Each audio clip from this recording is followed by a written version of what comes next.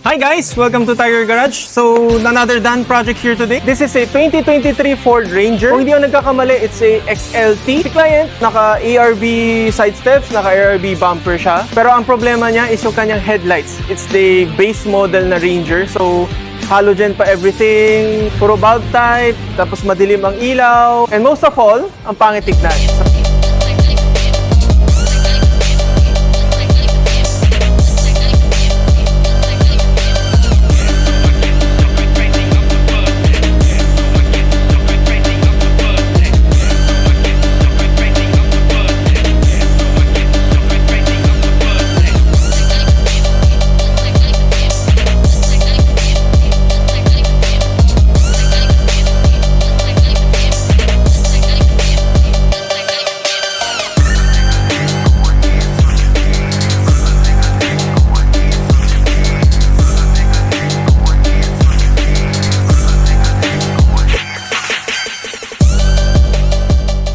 So, ano ginawa natin? Pinalitan natin ng Wildtrak 4x4 na headlights.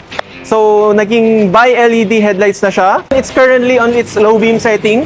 So, in this case of client, lagi siya nag-off-road, hindi na siya makukulangan ng ilaw. Sa tingin ko, hindi na niya gagamitin tong spotlight kasi kakayanin na ng headlight. Dati kasi ang dilim ng ilaw niya kasi halogen.